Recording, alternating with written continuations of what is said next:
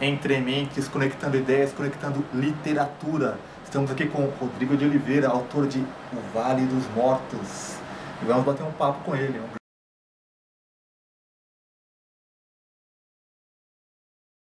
Para quem ainda não sabe exatamente do que se trata o Vale dos Mortos, fala um pouquinho assim, da trama, sinopse.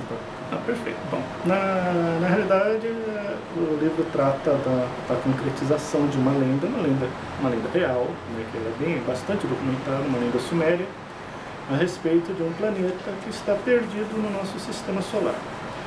Isso é do planeta Hercólogos, isso existe de fato. Se você bater no Google, vai encontrar milhares de referências, né? E no livro a gente trata sobre o surgimento, o aparecimento desse planeta.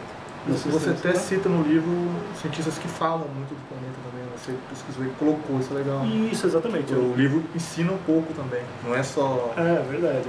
Não é só ficção. Não. Assim, na realidade, tudo que eu falo no livro, ele é real, com exceção dos zumbis, obviamente, né? Mas a lenda do planeta... as formas que se identificou que haviam fortes evidências, fortes indícios que sim, pode, e isso é uma discussão que existe até hoje, de que pode sim haver alguma coisa perdida no nosso sistema solar. Existem inclusive as teorias da conspiração de que não está perdido, que já foi localizado. Mas que não é dito, né, para a população. Por exemplo, a famosa tarja preta do Google, né? Que se você tem um site do Google que mostra as constelações, eu não lembro agora exatamente, é um aplicativo do Google. Da NASA. Do Google com a NASA, né? Enfim, que mostra lá o céu em várias partes, e em uma determinada parte, uma única determinada parte tem uma tarja preta. Claramente, sabe? Um ponto, um retângulo negro. Para eles é um bug. E muita gente já falou, não, é aqui que está o planeta, é aqui que... eles mostram o céu inteiro, mas este trecho parte, não. Eles se recusam a mostrar. Então existem N teorias da conspiração. E eu falo um pouco sobre isso, sobre esse planeta. Eu coloco a narrativa num futuro próximo, né? 2017, 2018. 2017 ele é localizado, 2018 ele se aproxima da Terra, deflagra um caos, né, um pânico generalizado. Chega-se à conclusão que não vai haver esse choque, mas a aproximação desencadeia o apocalipse zumbi. E aí, né, na realidade, eu procuro mostrar isso em vários lugares da Terra, mas eu foco realmente a narrativa mais aqui na minha região, né? Aqui em São José dos Campos, parte da narrativa em Caçapava, e contando aí toda a história dessa família lutando para sobreviver, e daí do surgimento de dois grandes líderes, né? E aí foi proposital, não um líder, mas dois, né? Um casal de líderes, né?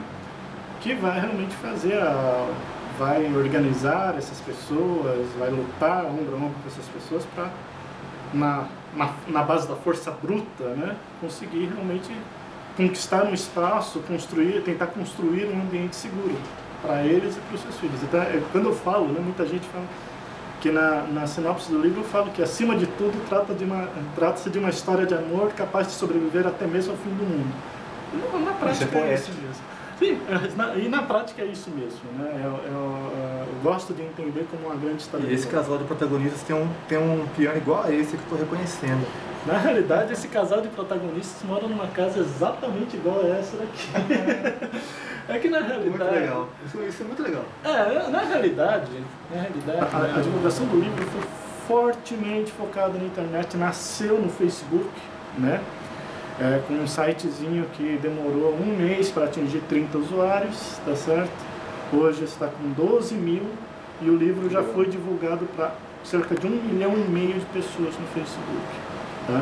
E mais 50 sites da internet falando sobre o livro aproximadamente. Mas tudo muito focado na internet. E hoje eu vejo e me deparo, né, com essa garotada, né, que é muito garotada, né, que curte... que são fãs de Walking Dead. As fãs de The Walking Dead, do Resident Evil, né?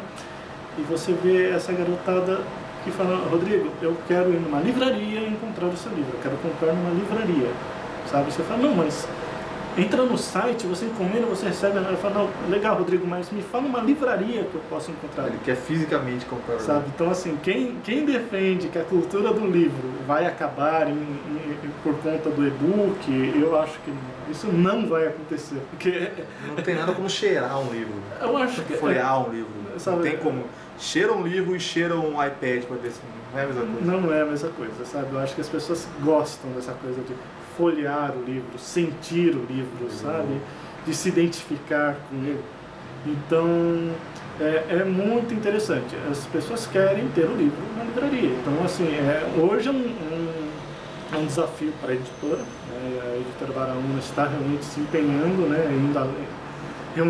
Procurando reunir forças, se unir com grandes distribuidoras para conseguir para tentar atingir esse objetivo, que é a gente ter o livro para todo mundo poder pegar, poder comprar, levar o livro para casa. É um grande desafio. Ainda mais quando você tem 2 blockbusters, né? Que são os 2 livros The Walking Dead na lista dos mais vendidos da Veja. Eu tenho os 2. Eu ainda não comprei nenhum dos 2, preciso comprar. Na realidade, eu não comprei nenhum livro que fala sobre os zumbis. Eu realmente não li ainda, porque eu achei que isso poderia acabar influenciando o enredo, sabe? É muito interessante. Eu estou escrevendo a continuação do Vale dos Mortos, e em um determinado momento surge, né, a figura de um vilão, né? No Vale dos Mortos também tem, mas nesse surge de uma forma muito mais explícita, muito mais significativa, e esse vilão, num determinado ponto da história, eu vi que eu estava descrevendo o governador da série The Walking Dead. Aí eu percebi o quanto eu sou influenciável, então eu decidi que não vou ler nenhum livro enquanto eu estiver nenhum livro do assunto enquanto eu estiver envolvido com a escrita da saga. Acabando, eu boto toda a minha leitura em dia. Como apaixonado por livro, que obviamente você já deixou claro que é, o que te levou de mudar de lado, de ser aquele que lê livros para aquele que escreve livros? Na realidade, eu preciso voltar um pouco no passado, né? Assim, eu preciso voltar 1 ano e meio atrás, na raiz disso aqui tudo. Na realidade, eu comecei a escrever um livro há muitos anos atrás, eu abandonei, a história chegou num ponto que já não me dizia nada, né? Não via mais significado. Isso foi uma coisa que gerou um certo trauma. Trauma no seguinte sentido, né? É frustrante você começar um projeto e você não conseguir levar ele até o fim, né? Um filho que não nasceu. Exatamente. Então, na prática, o que eu decidi fazer? Não decidi, mas eu acabei deixando essa minha vida de escritor guardada, né, durante muito tempo, com receio de cometer o mesmo erro, né, falhar novamente, por assim dizer. Há 1 ano e meio atrás, não mais agora, né, mais de 2 anos atrás, eu estava assistindo o filme Madrugada dos Mortos, que eu já havia assistido. Eu já tinha assistido o Despertar dos Mortos, a versão original, já tinha assistido a refilmagem, né, que é Madrugada dos Mortos, do Zack Snyder, e o 2005, isso? 2005, 2004, alguma coisa por aí, né? Mas daquela vez, de alguma forma, o filme mexeu comigo de uma forma diferente, tanto que eu tive um pesadelo, provavelmente o pesadelo mais longo de toda a minha vida. Você já teve aquela sensação de você sonhar com alguma coisa e você acordar e você dormir e o sonho continuar? Já. Aconteceu comigo. Incrível, né? É raro também. Pois é, exato, eu sonhei com aquilo a noite toda, mas eu sonhava com o filme, recontando a história do filme, sabe? Justamente mudando o enredo da história, sabe? Justamente mostrando que sim, poderia acabar de uma forma diferente. O meu sonho foi muito, muito engraçado, foi muito diferente. E eu fiquei com aquele sonho durante dias, muitos dias. Eu pensava naquilo o tempo todo, e eu comecei a repensar aquela história, comecei a colocar elementos, e falei, nossa, eu estou criando uma história na minha cabeça e eu não sei exatamente por que eu estou fazendo isso, né? Com qual intenção, com qual objetivo. Aí eu li um belo dia eu li um artigo do André Vian, que é um dos meus escritores favoritos, né? Na minha opinião, provavelmente dos escritores vivos brasileiros, eu diria que é um dos melhores, talvez o melhor, né? E ele falava isso, ele falava no artigo seguinte: se você tem uma ideia que te acompanha, que te persegue, noite e dia, sem parar, ao ponto de você não conseguir pensar em outra coisa, não ser naquela ideia, então essa ideia está na hora de transformar num livro. Então, você é um escritor e não se deu conta ainda. E quando eu li aquilo, eu falei, tudo ficou muito claro para mim. Eu falei, é isso que está faltando. Te inspirou. Eu preciso, isso daqui, eu preciso transformar essa história num livro. E desse jeito eu comecei a pesquisar, comecei a me preparar. Há um ano e meio, mais ou menos. Sim, eu fiquei um ano, foi um ano de planejamento. Um planejamento tímido no início, né? Estava com uma série de compromissos profissionais, etc. E depois isso foi ganhando corpo, isso foi ganhando velocidade. E chegou um tanto que o Vale dos Mortos eu escrevi ele em 3 meses. Né? Depois tinha tudo pronto, aí até que ele saiu.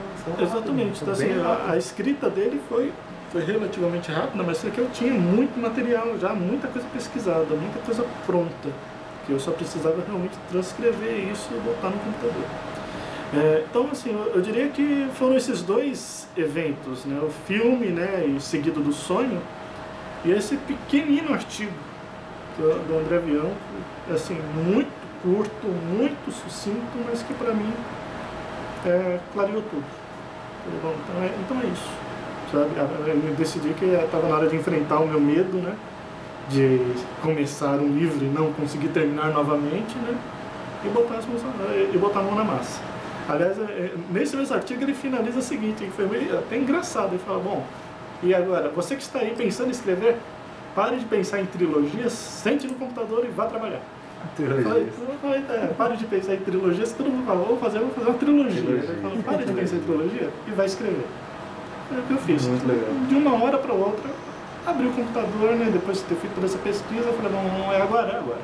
Abri o computador e comecei a trabalhar. Uma característica parecida de você e o Bianco, que eu gosto muito dos dois, é exatamente isso. As histórias se passarem aqui, no Brasil. É muito legal ler um livro do Bianco e tá passando, o personagem está passando por uma rua que eu conheço. Eu acho isso muito legal. A gente está acostumados, tudo nos Estados Unidos, tudo, né? Então, e o seu, mais legal ainda para quem é joseense, se passa uma boa parte em São José dos Campos. Eu sei que você não é nascido aqui, né? Fala um pouquinho da sua ligação com a cidade. Na realidade, eu sou de São Paulo, né?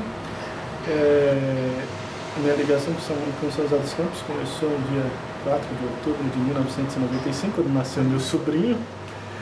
O meu sobrinho, ele é joseense, meu irmão é casado com uma joseense, né? Ele se mudou para cá, né, justamente para casar e constituir a família dele. Quando meu sobrinho nasceu, eu conheci a irmã da esposa dele, que hoje é a minha esposa há 10 anos. Né? Então, são 2 irmãos casados com 2 irmãs. O universo conspirando, claro. Exatamente. Então, a partir disso, acabei me transferindo para São José dos Campos, é a minha cidade do coração hoje, né? Me sinto joseense.